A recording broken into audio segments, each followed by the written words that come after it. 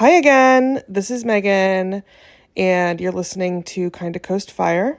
This is my podcast about stepping down to 20 hours per week at my job while I try to live off of that without dipping into savings or certainly without going into debt. This all happened a couple months ago now, so I've done several episodes about how I was planning to go part-time, what it's like now in terms of my budget, when I've had to go to my savings to supplement my monthly expenses, because that happened. As always, I'm bringing this podcast to you from my bed with my cat on me. If you've seen any of my YouTube videos, you know my cat just comes around whenever I do anything, especially when I'm talking. She's my little coast fire buddy, and she says hi. Okay, I'm here to talk about the positive influence that going part-time has had on my health. In general, I feel like these episodes are generally pretty uplifting and happy. I wouldn't say that my life has been perfect since I went part-time, and I still get stressed. I actually still get stressed about work, but I get stressed about other things too. I have struggled with depression for a large part of my life, and it's still a part of my life. It hasn't cured me of any chronic conditions, unfortunately. But in general, my life is better, and this is going to be another kind of celebration of that. So let's start with the mental health benefits, since I just kind of went there already. Even though I say I still get stressed, I definitely get less stressed. I actually used to cry about work at least once a week. And I've always been a big crier, so I still cry a lot. But it's not about work usually. Just because I feel like I can handle almost anything for 4 hours. Almost anything. Things still get to me, but knowing that the end is in sight in the early afternoon helps me to kind of steel myself against any fucked up shit that happens during the day. And speaking of being out in the afternoon, I think being able to get outside and go out into the sunlight more, especially now because it's daylight saving, so it gets dark at 5 when people are getting off work normally. And I don't have to contend with that anymore. I leave work and it's still nice and sunny out. I can go outside, get a walk. Lately, I've been working at the public library, and it's a delightful little commute. I walk over there. It's a 15-minute walk. I do my thing in the library. I love libraries, so I find it very relaxing. And afterwards, I can go to a coffee shop, get a snack, or just walk home in the sunlight, and that gives me a little bit of a dopamine rush. I do think, in terms of mental health, that I'm getting better sleep, which could be due to a lot of different things. I definitely think my sleep schedule is still fucked up. And I often need an afternoon nap, although I've been trying to wean myself off of those because I think it's unnecessarily fucking with my nightly sleep routine. So that's something that I'm working on. But overall, waking up in the morning is a little bit less soul-sucking because, again, I know I have that end time in the afternoon. Sorry, my cat is licking herself, and you can hear her jingling. Actually, I just listened back and I don't think you heard that. Anyway, I could delete it, but we're not quitters here. And, okay, speaking of other mental health improvements that I've had, I've talked about this a lot, so I don't know that I need to really belabor it, but I have definitely had more time for hobbies. I've talked a lot about the different hobbies I've developed and found since going part-time. And it's been nice to be able to improve at things that aren't necessarily work-related or aren't necessarily going to result in compensation. And it's also really nice to make things, and for the same reason, just because I want to, not because I'm going to get paid for them. And even if they're not applicable to any kind of thing I would do in corporate America, doesn't matter to me. I'm still making something that I enjoy and sometimes can post online. Like, I made that little, like, Halloween meal planner last month. It was totally stupid. I mean, some people might call it a waste of time, but you know what? I had fun making it, and I had fun using it, so I have absolutely no regrets about the little things that I've been creating lately, especially because it's kind of made me realize that I'm maybe more of a creative person than I had ever assumed before. Like, I've always been a really good essay writer, but not a very good creative writer, and maybe that's something I'll try next. I don't know if I'm going to be up to that task, but all this to say that I think that I've kind of boxed myself into the more like analytical hobbies, and I am interested in breaking out of that box whenever I can. I've actually had a lot of physical health improvements too, a lot of which I think is tied to those mental health improvements that I mentioned. And I have a lot of work to do in both realms. My mental and physical health has been shit for a while now, and it was a major goal of mine to improve them when I went part-time. I know a lot of people can juggle better than I can. They can have a full-time job and maintain decent mental and physical health. That has never been something that I can do. I'm very sensitive. Things really affect me that maybe seem like they shouldn't or wouldn't ruin another person's day. And I will obsess about them. I will obsess about them all day, all week, maybe all month. And it will affect absolutely everything. My sleep schedule, my eating schedule, my relationships. I don't know if I will always be this way. And I will say that I've done a lot of work in those areas with therapy and with medication.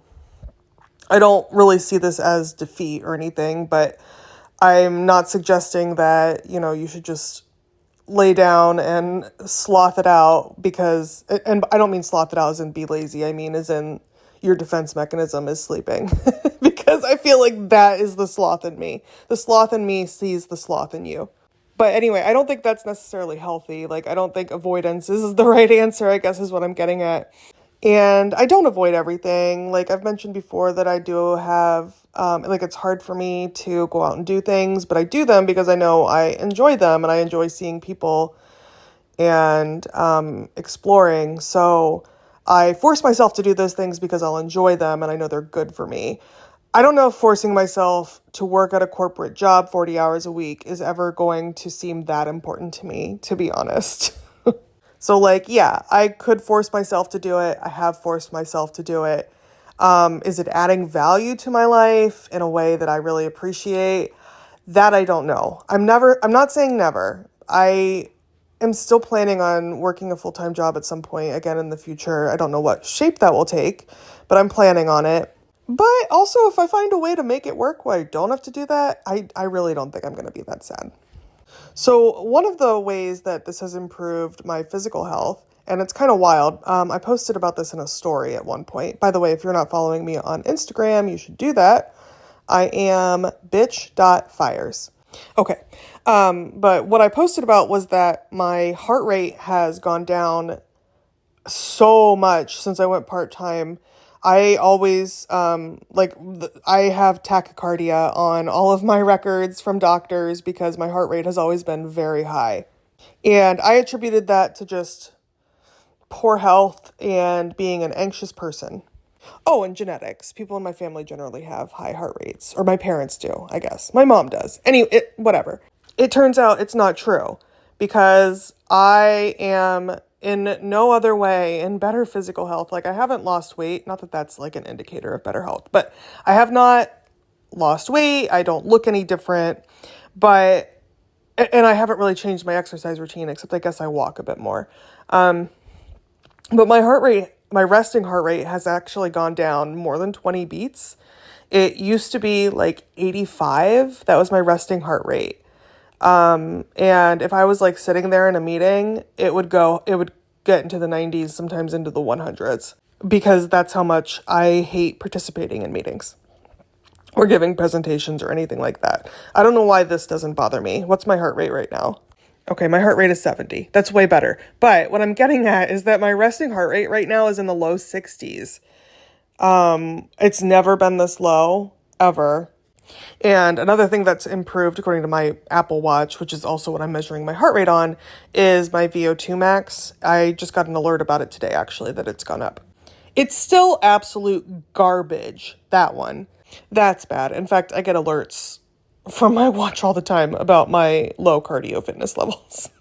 I'm working on it. That's all I can say. They are getting better. It's improving. My heart rate is definitely the biggest change that I've seen, but I have seen a smaller bit of change in that as well, in my VO2 max. I have not lost weight, as I mentioned. In fact, I think I've actually gained weight, but I'll talk about that in another episode, maybe. I want to be careful what I say around weight. I don't want to trigger anything, and I want to, and you or me, I don't want to make myself feel bad either. So I just want to make sure I've adequately planned what I want to say and how I want to say it, which I don't normally do with these. But when it comes to things like weight, I want to be a little careful about it.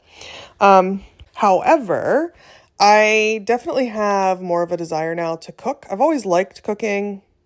Well, by always, I mean the adult, maybe post age 25 iteration of me. Before that, I hated cooking. But I have learned to like it, and I've really learned to love it over the past couple years. And now I actually have time to cook a little bit more. So I have, along with that comes the desire, I think, to cook more of my meals. I really don't eat out basically ever. I don't eat out unless I'm going out with somebody, that has never been true of me. I would often get takeout. Not that there's anything wrong with that. I've also often had I don't know, I've probably spent $900 on DoorDash in a given month. Not an average month and not recently, but I've done it.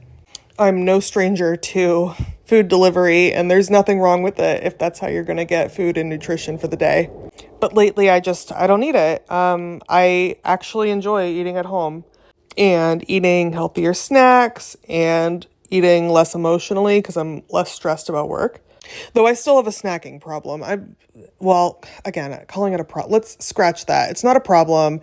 I have a snacking habit. Maybe this is another thing I should talk about once I've collected my thoughts a little bit more appropriately. But I do snack a lot, and I'd like to maybe eat healthier snacks or snack less frequently, just because I think I'm doing it mindlessly. And that's probably because I simply have more time, which is what I'm getting at here. So not everything has improved, but most things have. Like I said, I feel less of a need to go to restaurants or order in. I actually prefer the things that I cook sometimes, or most of the time. I often prefer what I cook at home to what I can get in a restaurant. With the exception of, ouch, my cat. I need to cut your nails. I'm not editing that out either.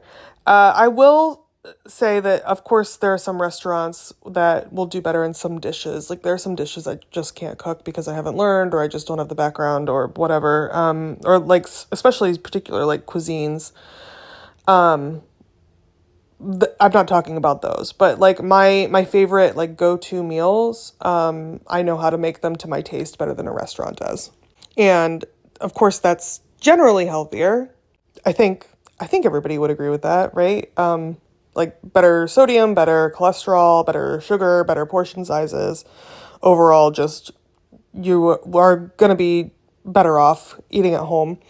Assuming you're cooking with whole ingredients and not a lot of prepared foods. Again, no shame. I'm going to set that aside too.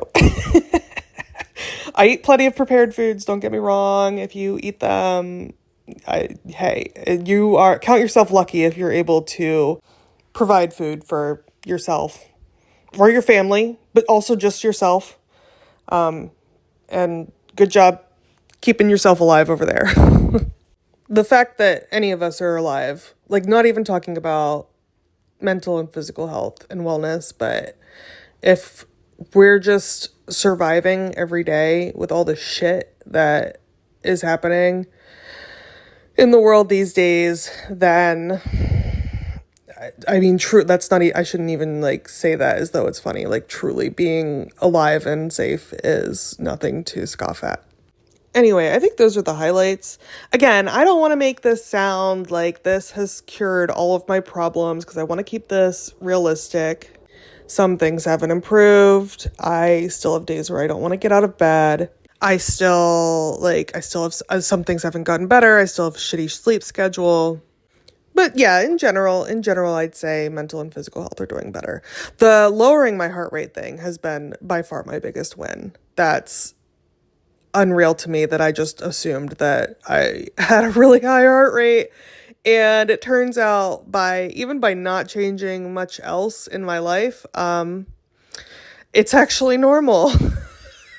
Holy shit. I must be like, and I'm heavily medicated, you guys, like heavily medicated in terms of anxiolytics. I've always had anxiety and depression. So I'm on the max dosage of several drugs, and this is the biggest impact I've had to my cardio ever. If you want to hear more stuff like this, if you like this podcast, then give it a review, please, or subscribe. And again, if you want to follow me on Instagram, I am bitch.fires. That's my only social media really that I use. I'm also on YouTube, by the way. I post these on YouTube. Occasionally I'll upload a video if I think of something, but primarily it's the podcast and my Instagram, and I look forward to hearing from you. Okay, I'll talk to you soon. Love you. Bye.